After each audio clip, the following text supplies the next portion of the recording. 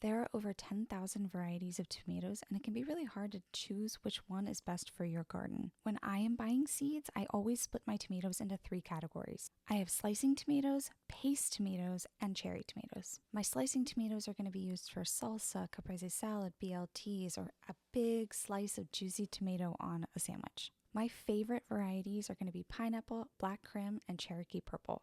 These are all heirloom tomatoes, and I give extra special care to make sure that these tomatoes make it to harvest.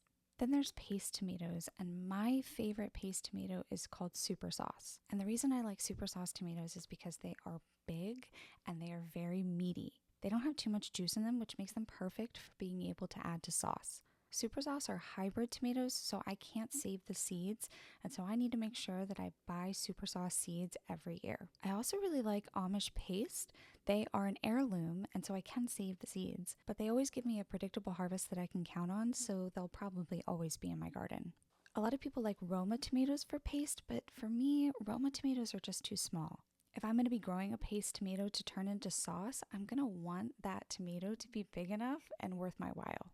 Romas can be very prolific, so you can get a lot of tomato, big bang for your buck on one plant, but they're not for me. And then there's cherry tomatoes. My top 3 favorite cherry tomato varieties are going to be sun gold, yellow pear, and black cherry. Each year, I get a volunteer tomato that grows in my garden, and it's almost always a cherry tomato that's red. So I actually do not plant red cherry tomatoes in my garden.